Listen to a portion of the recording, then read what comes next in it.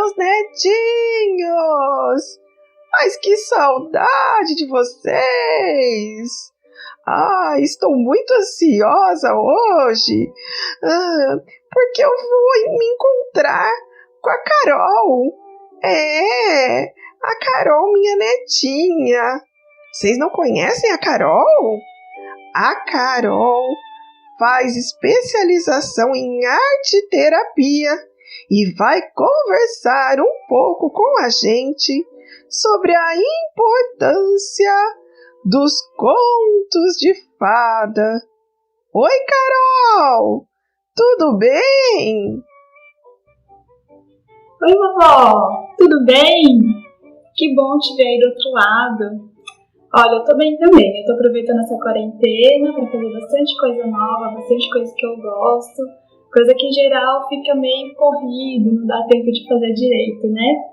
E a senhora tá se cuidando bem? Eu estou bem também, me cuidando bastante e cuidando da minha família também, dando toda a atenção que posso para os meus netinhos, assim mesmo pela internet. Carol, eu até já contei algumas historinhas pelo celular, você acredita? Eu amo contar os contos, ouvir contos. Isso me fascina tanto. É verdade, vovó. Quando um conto começa a se desenhar no ar, não importa a idade, né? Não importa a história de vida, a gente sempre sente isso, né? Parece que o nosso coração pula direto pro pé do ouvido e a gente fica ouvindo atentamente, né? Sobre essas histórias estranhas que acontecem nesse mundo que não fica nem cá nem lá, nesse tempo sem tempo, né? É realmente fascinante, isso deixa a gente com brilho nos olhos, né? Mas o que é que acontece? Que magia é essa que encanta tanto a gente, hein, Carol? Pois é, vovó. Parece que a gente tem essa identificação com os contos que é mais forte do que nós, né? É instintivo. E a razão para isso é que os contos, eles guardam um segredo, né? E a gente, assim, intuitivamente tenta meio que decifrar esse segredo quando a gente ouve um conto, né? Porque a gente sabe lá no fundo que entender o mistério do conto de fada, né? É entender os nossos próprios mistérios, né? O nosso mistério interior. É entender melhor a nossa própria psique, a nossa própria natureza. O que eu mais gosto é dos personagens que aparecem nas histórias. Ai, como eu gosto! Vovó, eu também adoro os personagens. E é sempre assim, todo conto tem 2 ou mais personagens, né? E eles funcionam como forças antagônicas, ou seja, eles são diferentes, eles têm energias diferentes entre si, né? E a gente se envolve muito com os personagens, da mesma maneira que a gente se envolve também com a trama, né? Então toda vez que acontece uma coisa boa, a gente fica feliz, quando acontece algo de ruim, né? Alguma coisa assustadora, a gente pode ficar com medo, a gente pode ficar aflito, torcendo para um ou para outro personagem, né? Isso, a gente se envolve.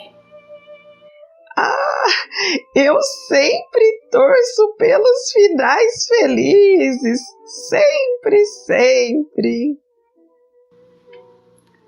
Pois é, vovó, a gente torce mesmo pelos finais felizes, né? A gente quer que cada personagem encontre o seu destino, encontre um lugar justo, né? Que cada personagem encontre o seu espaço, né? Mas o que não é assim tão óbvio pra gente é que esses personagens, eles estão dentro da gente, né? E dentro da gente, eles também têm que encontrar o seu devido lugar. Dentro de nós? Mas então é por isso que a gente gosta tanto conto. Agora eu entendi. Exatamente, vovó. Parece estranho, mas olha só.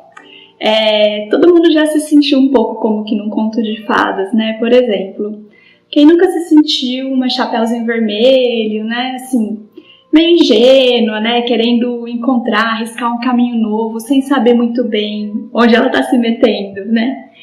Ou então, clássico, quem nunca se sentiu um patinho feio, um estranho no ninho, né? O esquisito, meio deslocado, rejeitado. Um outro exemplo também, né? Quando a gente não conhece essa profundidade que existe dentro da gente, todo esse mistério que existe dentro da gente, é como se a gente estivesse no sono da bela adormecida. E quando a gente está lutando com os nossos medos, nossos desafios, né, na vida, assim, é como se a gente fosse um herói lutando contra um dragão, né? Então, é nesse sentido que esses personagens todos estão dentro da gente. Dentro de um conto tem espaço para todos os personagens e todos eles têm um papel importante para a história, até mesmo os vilões. O que seriam das histórias sem os lobos, demônios e dragões? Eles são muito importantes também. É verdade, vovó. Da mesma forma que todo mundo ali num conto tem o seu lugar, até os vilões, dentro da gente também tem lugar para todos esses personagens. E o importante é a gente encontrar um lugar adequado para cada um desses personagens poderem viver dentro da gente. Mas, então, as tramas das histórias nos ajudam a entender as tramas da nossa própria vida, certo? É isso mesmo, vovó. A gente pode dizer até que os contos, eles trazem pistas pra gente, né? De etapas que a gente tem que concluir para ir amadurecendo de forma saudável, né? Então, o valor que os contos de fada têm, ele é, assim, incomensurável, né? A gente não consegue medir com notas, né? O que a gente aprende com conto é muito diferente do que a gente aprende na escola, mas tem um valor, assim, que é inestimável, de verdade, né? E a gente não percebe que a gente está aprendendo tudo isso de uma hora para outra num conto, né? Quando a gente ouve um conto, a gente muda.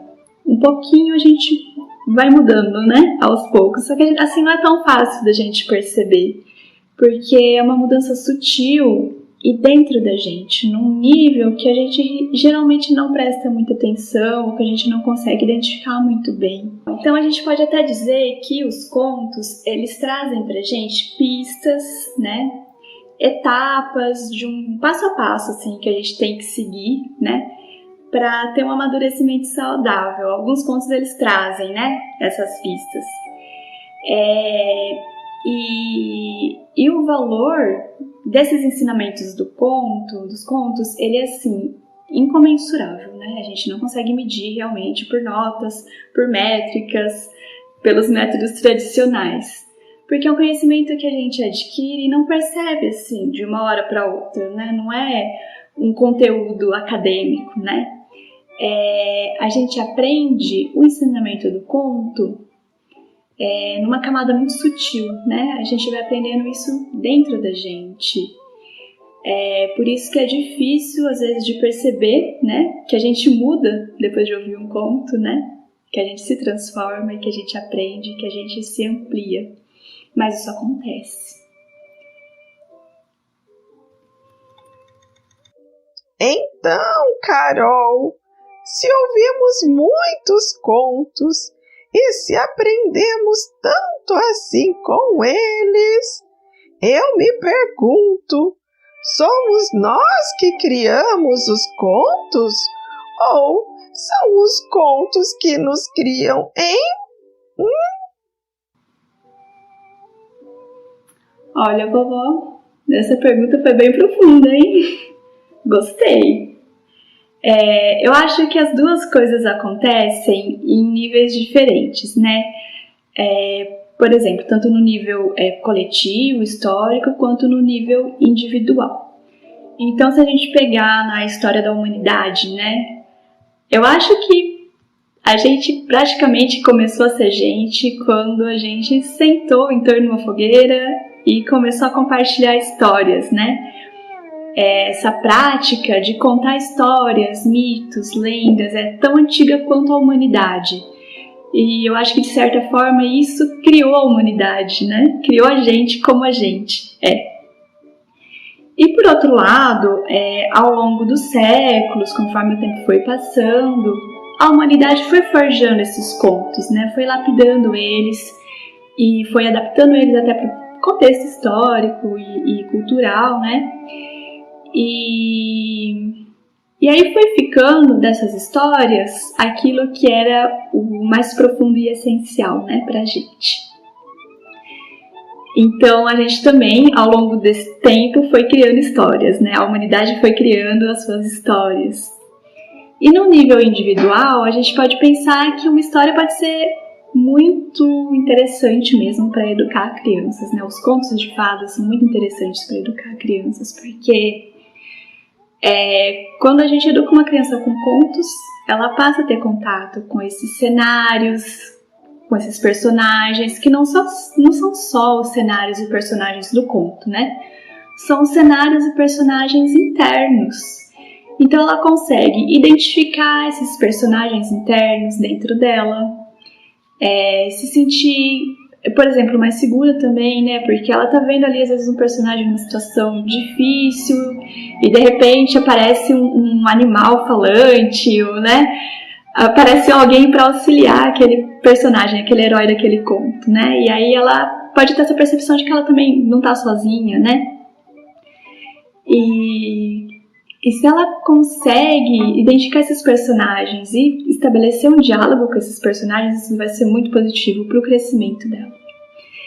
Isso vai permitir que ela também, né, comece a criar suas próprias histórias, né? Então, o movimento oposto, né?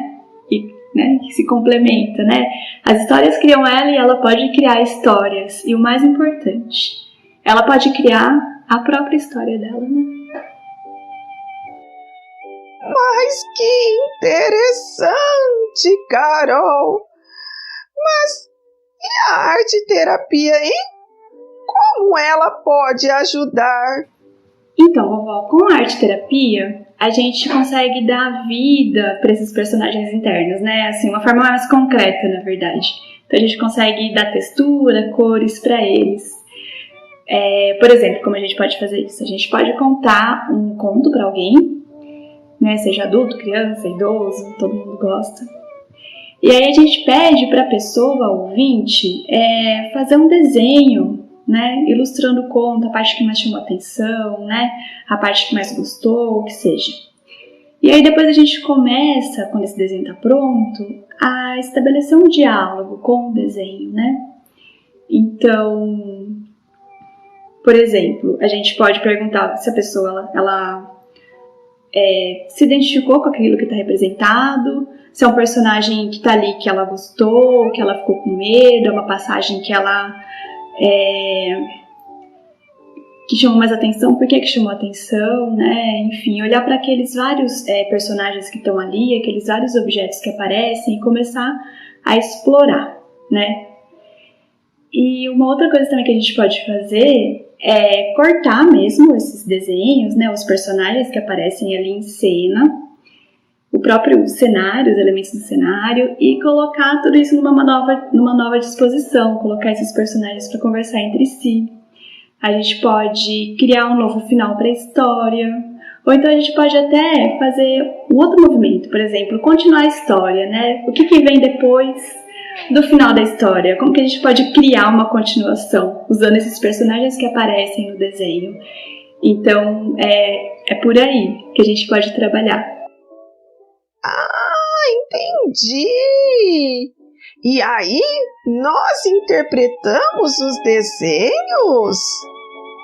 Ah, não, vovó, a gente não faz interpretações, né? O objetivo aqui não é fazer, assim, interpretações de símbolos, né, dos contos ou do desenho da pessoa. O mais importante mesmo é fazer com que a pessoa que ouviu o conto, ela se conecte com o conto, né? Então, essa coisa do desenho, ou enfim, da expressão artística que seja, argila, né? É para colocar a pessoa em contato com esses personagens e estabelecer um diálogo com os personagens, né? Não ficar interpretando, isso não é o mais interessante, né? Carol, que bonito este encontro! Foi muito bom conversar com você hoje. Aprendi tanta coisa. Um grande beijo para você, minha netinha. Ah, vovó, eu também gostei muito de estar aqui com a senhora hoje, viu? Agradeço muito pela oportunidade de estar aqui hoje conversando com a senhora. Espero que a gente possa se ver em breve, né? Então, um beijo, tudo de bom. Tchau, tchau, até!